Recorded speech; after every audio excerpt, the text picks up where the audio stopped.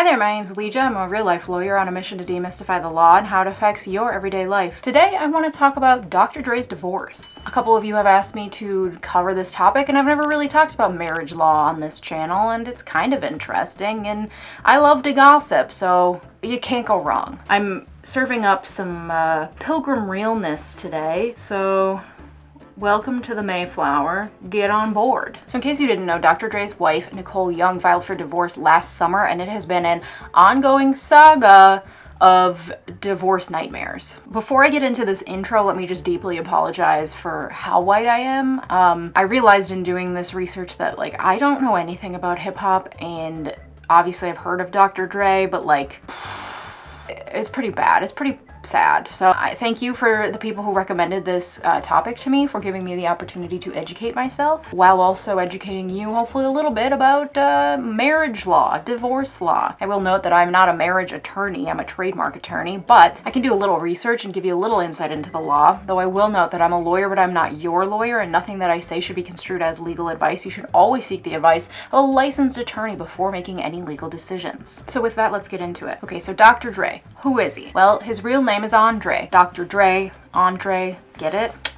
He was born February 18th, happy birthday, 1965, which makes him an Aquarius. So Dr. Dre came to fame in the 80s and 90s as a rap artist. First, he was a member of the World Class Wrecking Crew, and then he was a member of NWA, which is where he really gained notoriety. That group also gained notoriety just generally because their lyrics were so obscene that they were banned in a lot of places. However, they also had, like, pretty impressive album sales. If you're interested in music censorship and how that all works, I made a whole reaction video to WAP. Needless to say, when you try to censor music, usually people just want to hear it more. Fun fact. Anyway, then in '92, he dropped his first album called The Chronic. It was on Death Row Records, which he was a co-owner of, and it won him a Grammy and pretty much skyrocketed him to fame. It made him one of the best-selling American artists in 1993. That year, he also produced Snoop Dogg's debut album. Then in '98, he signed Eminem. In 2002, he signed 50 Cent.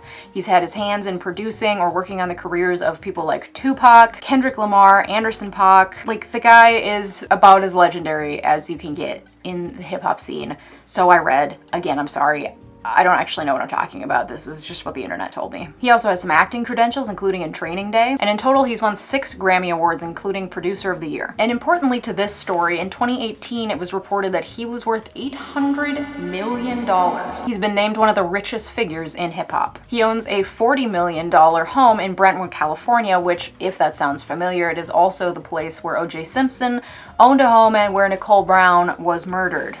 More on that up here. Okay, but he has also been accused numerous times of domestic violence. There was television host Dee Barnes, for which he had to pay a $2,500 fee. He had to do public service. He was on probation. Like, he is a convicted predator. He was also accused by a woman named Michelle, who's the mother of one of his children, and another woman named Lisa Johnson, who's the mother of 3 of his children. He has 6 total. There are some alleged other ones as well, though. Lisa Johnson accused him of beating her multiple times, including when she was pregnant. And a former label mate of his, Terry B., accused him of assaulting her in 1990, so we're talking decades of abuse here. He has in recent years come out and apologized for it. I don't know how genuine that is, but I'll just put that out there for the record. Frankly, however, the only man I still have faith in is Tom Hanks, and if it turns out that he's a predator too, I think we can just safely say that it's time to do away with men. I've seen enough. Okay, so that's Dr. Dre. Who's his wife? His wife's name is Nicole Young. She was born Nicole Kendra Plotzker, but other than that, not much is known about her. She was married to a Los Angeles Lakers point guard when she was in her early 20s, and then met Dr. Dre, and he apparently wrote her a love note, and that note said, "Hopefully you're doing well and you realize that you need to quit effing with Sedale and come home to your doctor. I will take care of you, baby girl." Yikes. Apparently it worked for her though, because they were married 4 months after they began dating in 1996. They have 2 kids together. One is named Truce, spelled like juice, and the other is Truly. Weirdly, there have been rumors and reports that Nicole is a lawyer, but there's, like, no proof anywhere that she studied anywhere or that she has ever been barred, at least not in California.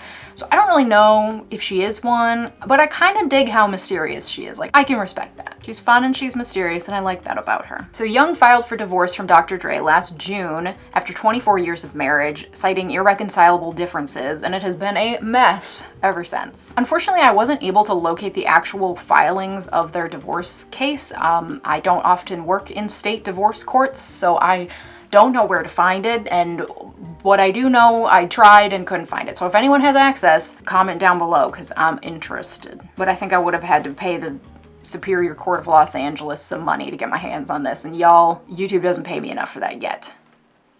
Okay, so she cited irreconcilable differences for the reason for the divorce. What does that mean? So there are three main ways to end a marriage: either divorce, separation, or annulment. Separation is pretty obvious. Annulment is a declaration that the marriage was never valid to begin with.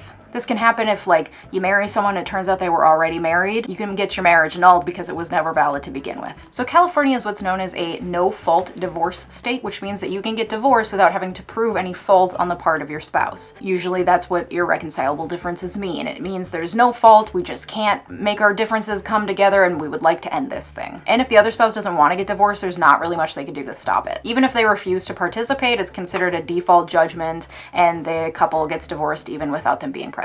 So some states, not California, but some, recognize fault-based divorces. This is where one spouse shows the fault of another spouse such that a divorce is necessary. Showing fault like this means that the other spouse, the one that's not at fault, might be able to get more of the marital assets or have a better outcome of the divorce. And this is kind of like an old-timey law back when marriage was kind of a contract, more of like a love thing. The traditional reasons for fault include cruelty, adultery, desertion, confinement in prison for a set number of years, and physical inability to engage in sexual activities if it wasn't disclosed prior to the marriage. Yikes. Unlike no-fault marriages, fault-based marriages, the spouse that doesn't want to get divorced can stop the divorce from going through if they can prove that they don't actually have any fault. I don't know why you would want to try to force someone to stay married to you when they clearly don't want to be, but there you go. That being said, no-fault states like in California still take the fault of the other spouse into consideration. It's not completely disregarded, it's just not necessary in order to get a divorce. Okay, so Young cites irreconcilable differences and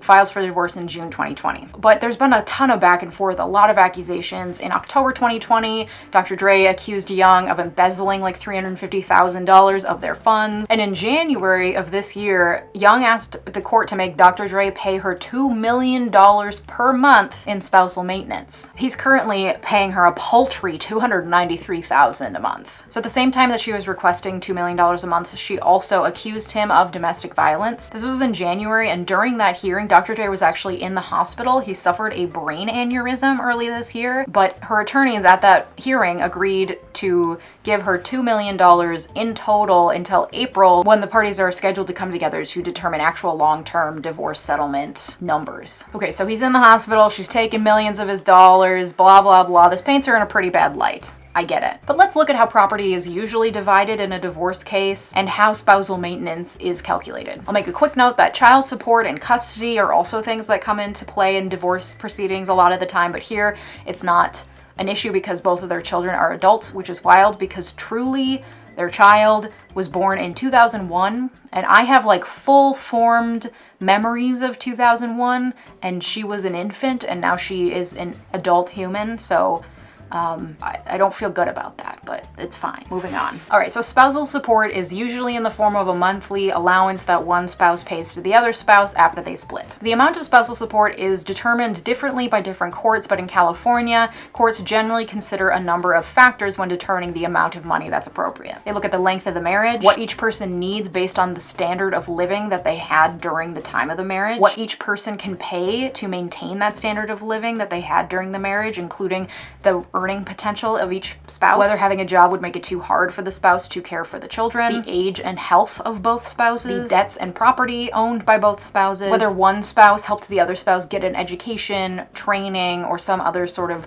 career growth experience and they sacrificed in order for the other one to like go to school, for example. Whether one of the spouse's careers was affected due to taking care of the home or the family. And I will also note that divorce courts tend to be unexpectedly good at taking into account the labor of usually women in marital situations. So they'll look at the amount of work that the main child caregiver has put into the marriage and consider that when awarding things like spousal maintenance. So as insane as it sounds for her to be asking for $2 million per month, like that is That's a stupid amount of money. It's not insane in the context of their marriage because they have a stupid amount of money and they were spending a stupid amount of money throughout their marriage. And this ties into my next topic, which is how courts divide actual property between the spouses. So on top of spousal support, the court will also divide the assets between the spouses. Most states follow what's known as equitable distribution of the property, where they just look at who actually owns the property, who did the work to get the property, things like that. They really try to divide the property up based on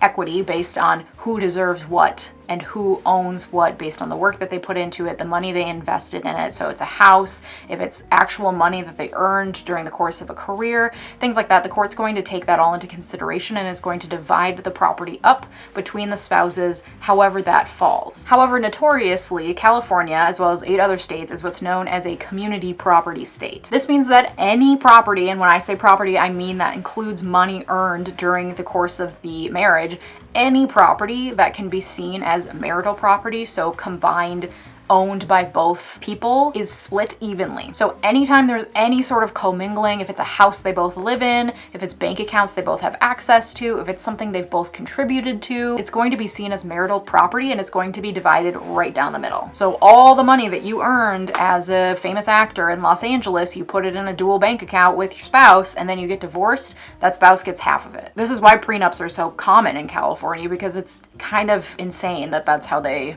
divide things up, but there's probably a reason for it. I'm not a scholar in divorce law. You should ask someone who is. I'm just spitting facts. So this is a really big deal if you're Nicole Young and your husband is worth $800 million. And remember, they've been married since 1996, so everything that he's earned in that time, Beats by Dr. Dre, ever heard of it, potentially could be fair game for her to get as well. In courts and community property states, it's really hard to ensure that your property is maintained separately from the common marital property such that it won't be divided equally at divorce. So you have to go to great lengths to make it very clear that your intent was to keep that property separate.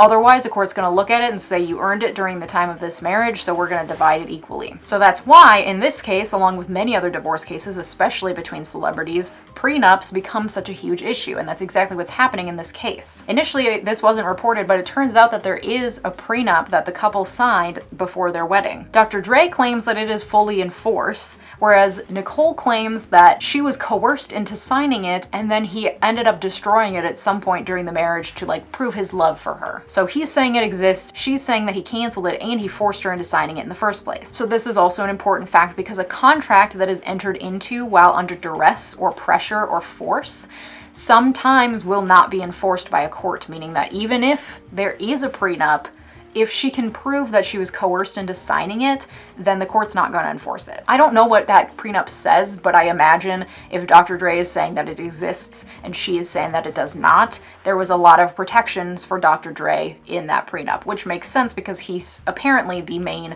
wage earner, because I don't know how much she's making as an imaginary attorney. So divorce and marriage is messy. A prenup makes a lot of sense in a lot of situations. If you will recall, marriage was initially invented because it was just a contract between families trying to increase their riches. It wasn't really about love. So prenups made a lot of sense back when a marriage was considered a contract. And frankly, it kind of still is a contract. And if you have a lot of assets, it makes a lot of sense to maybe sign something before you start commingling assets. You would do that with any business. I had a tax law professor in law school who said that she would audit her marriage every year to determine whether it was still fiscally a good idea for them to remain married. I respect the hustle. Anyway, I digress. So because as far as I can tell, there isn't actually any evidence of this prenup, it's basically a case now of he said, she said, and it's going to be up to the court to listen to both sides and to take whether or not they are believable into consideration and determine which side the court believes. However, the court seems to be declining to make that judgment. As of right now, they've ordered the parties to come together